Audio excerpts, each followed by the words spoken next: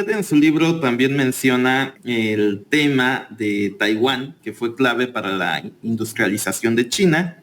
El mejor ejemplo es el de Foxconn, ¿no? Que es el que les fabrica los iPhones a Apple y que tiene fábricas, creo que en Shenzhen, o bueno, en una ciudad tecnológica de China. Ahora, cuando uno ve esto y cuando uno interpreta que sabes que los taiwaneses tienen fábricas en China y pueden viajar libremente también a China, hasta donde yo sé.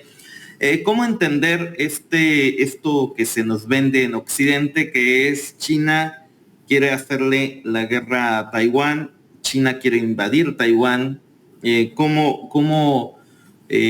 O sea, por ejemplo, si a ti te preguntaran, ¿tú crees que en el futuro, en algún escenario, China vaya a tomar Taiwán por la fuerza? ¿Ves algún escenario de ese tipo? ¿O crees que simplemente pues se llevan bien? Como te digo, dos bloques siempre. Pongámonos en el punto medio, porque muchas veces ni se llevan bien, ni veo una invasión inminente de Taiwán. Obviamente yo no puedo hacer predicciones, no hago predicciones. No puedo saber lo que pasará en el futuro. ¿Puede ser que China acabe atacando, invadiendo Taiwán? No lo descarto. ¿Crees que va a pasar? No creo que vaya a pasar, pero no lo descarto. Es decir, no estaría entre mis apuestas. ¿Por qué? Porque una vez más proyectamos lo que nosotros sí haríamos. Los chinos tienen una frase que a mí me encanta, la explico en el libro, que es que la fruta caiga por madura. Entonces, lo que los chinos piensan es, bueno, los taiwaneses no quieren ser parte de China porque les va muy bien económicamente. Esto me lo decían hace 20 años cuando el PIB per cápita de Taiwán estaba aquí y el de China estaba aquí, y los propios chinos te decían, es que claro, yo les entiendo, me da rabia, no me gusta porque somos todos chinos, pero les entiendo, les va muy bien. Pero cuando a China le empieza a ir bien, querrán ser parte de China. ¿Qué significa eso? Que la fruta caerá por madura. Entonces los chinos piensan que se puede llegar a una reunificación sin el uso de la violencia. El problema es que está la séptima flota americana bordeando las costas continuamente. Cuando nos dicen que China parece ser el peligro para el mundo, solo hace falta ver y no quiero que tu audiencia me acuse de anti-estadounidense, pero es que es tan evidente cuando uno ve que te están explicando que China es el problema del mundo, el peligro del mundo, y ve uno lo rodeada que está de bases estadounidenses, bases físicas, y después flotas marítimas que están merodeando. Están armando permanentemente a Taiwán. Están chantajeando, los estadounidenses, están chantajeando permanentemente a Taiwán para que desafíe a China, cuando, fíjate lo irónico del asunto, Taiwán es de facto un país independiente. Esto no te lo aceptan los chinos, ni los pro-chinos, pero lo es. El único problema es que no tienen que decirlo, no tienen que declararlo. Mientras los taiwaneses no declaren que son un país independiente, no hay ningún problema entre China continental y Taiwán. Y así han convivido desde el año 49. Entonces, no ha habido ningún problema. ¿Cuál es el problema? Que Estados Unidos le pide permanentemente a Taiwán que declare su independencia. Pero si ya son independientes de facto, lo único que tenemos que hacer es el elefante en la habitación, que hay que hacer como si no existiera.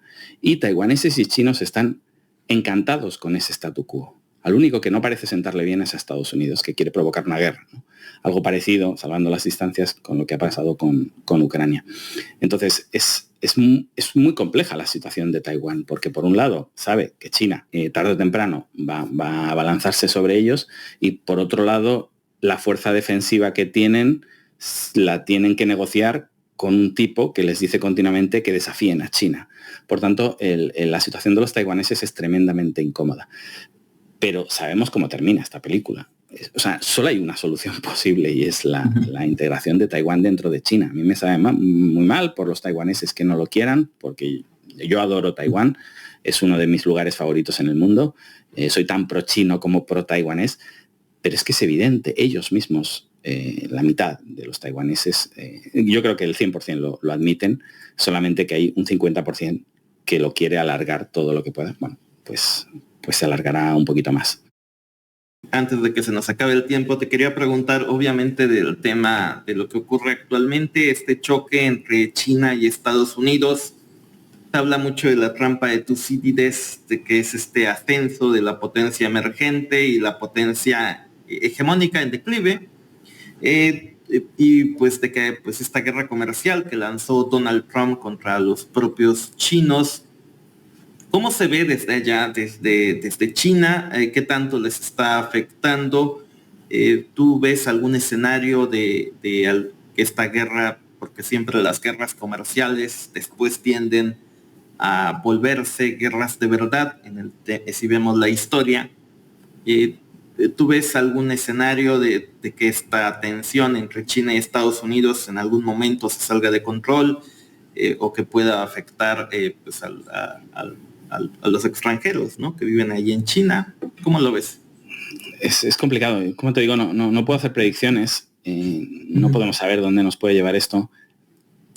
Sí que sé que no le hace bien a nadie. La guerra comercial, los aranceles, el proteccionismo en general es un tiro en el pie. Es buscar un daño propio seguro, suponiendo quizá un daño ajeno que a priori es incierto. Pero con respecto a la trampa de Tucídides que comentabas, el problema creo que es que Estados Unidos, Occidente en general, no tiene un plan para ser segundos. Como decía, en estos 200 años hemos vivido dominando al resto del planeta, haciendo lo que queríamos básicamente con el resto del planeta, y pensamos que siempre iba a ser así. Y no hay un plan, nadie se imagina un mundo que no esté dominado por Estados Unidos. Y si alguien imagina un mundo que no esté dominado por Estados Unidos, se imagina como una multilateralidad donde Alemania, Reino Unido y Francia tengan muchísimo poder. Es decir, al final el eurocentrismo de siempre. Si no es Estados Unidos, que sea Europa. Pero nadie imagina un mundo donde el que hable para que los demás obedezcan no sea Trump, sino que sea un tipo de una cultura que no conocemos de nada. Y eso es en parte a lo que he dedicado mi vida, a que se conozca esta cultura. Te puede caer bien, te puede caer mal, te puede gustar, te puede disgustar, pero es tan importante. Y muchas veces digo, mirémonos al espejo, lo que llevamos puesto.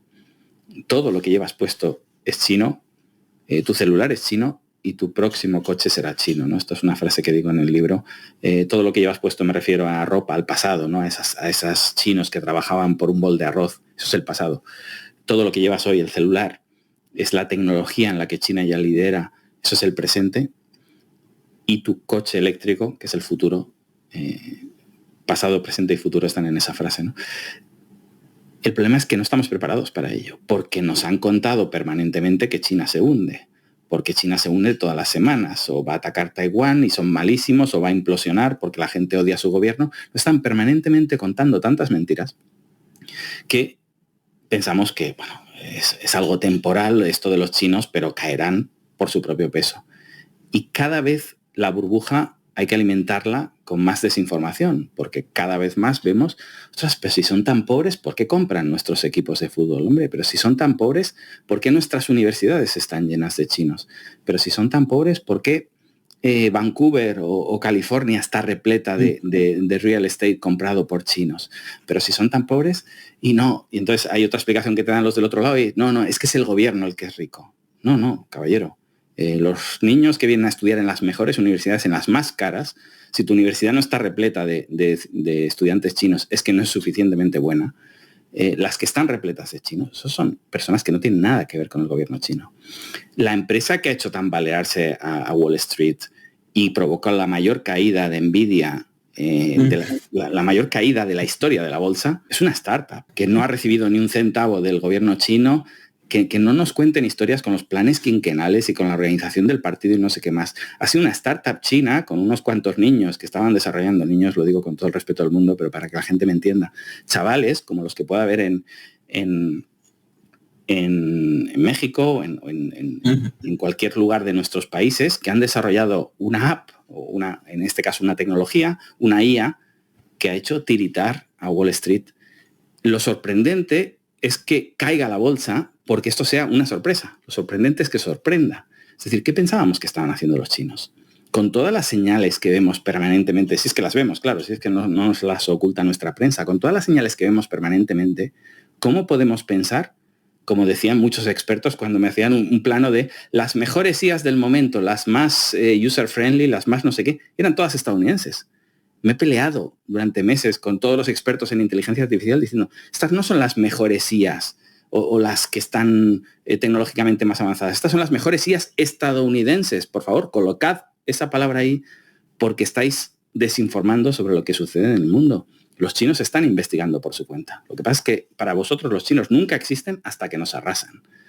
Y como nos van a arrasar en más campos, como te decía, eso es un poquito mi cometido, intentar informar sobre lo que sucede en China para quien quiera estar informado. Ahora que pues, hay este cambio de hegemonías, mucha gente se pregunta, bueno, una gran crítica que se le hace a China, dicen, sí, China se volvió esta gran potencia económica gracias a Estados Unidos, que les abrió su mercado. Ahora que el mercado se cierra, o que se ha venido cerrando desde 2017 con la primera guerra comercial, los chinos podrán vivir sin Estados Unidos, puede vivir China sin este gran mercado que representa Estados Unidos. Creo que es el 12%, algo así del comercio que tiene China. ¿Tú cómo ves porque mucha gente dice, bueno, China se pelea con Estados Unidos y se van a quedar sin el mercado, y por lo tanto se pueden hundir, generar desempleo, las fábricas van a cerrar? ¿Cómo ves ese tema? Obviamente las guerras arancelarias no benefician a nadie. Claro que le perjudica a China perder un mercado como el estadounidense, si es que lo fuera a perder. El problema es que quien pierde más en esta guerra es Estados Unidos. Yo a veces lo explico. Los productos que compra China de Estados Unidos son básicamente materias primas y productos de lujo. Y los productos que compra Estados Unidos de China son todo tipo de productos de consumo para sus clases medias y bajas. Entonces, quien está sufriendo en China, porque las materias primas las puede comprar en otros países, no tiene nada único Estados Unidos que solo se pueda comprar en Estados Unidos. La soja, por ejemplo, están comprando en Brasil, en Argentina el petróleo está llegando a acuerdos con Canadá, el gas licuado, todo es sustituible a Estados Unidos. Y los productos de lujo, los únicos que no son sustituibles, las Harley Davidson no son sustituibles. Oye, pues el ricachón chino, en lugar de pagar $30.000 por una Harley Davidson, pagará 60.000 o se quedará con las ganas. Las puede pagar. Si puede pagar 30.000, puede pagar 60.000. El problema es el otro lado. El otro lado es las personas que en Estados Unidos tienen doble empleo para poder llevar a sus hijos a un colegio privado y cuando compren una taza para poderse tomar el café les cueste el doble, cuando tengan la mochila de los niños, cuando se les rompa les cueste el doble, cuando se les caiga el celular y se les rompa, ese celular va a costar el doble. Entonces, ya no, porque han rectificado y la partida de celulares la han quitado de los aranceles, pero bueno, era el ejemplo que ponía hasta ahora. Entonces, el gran perjudicado de esta guerra tarifaria son las clases medias y bajas estadounidenses. ¿Quién puede aguantar más este envite? ¿Estados Unidos o China? Pues claramente China. Más allá de eso, imaginando que perdieran ese mercado, no lo puede perder. Es imposible.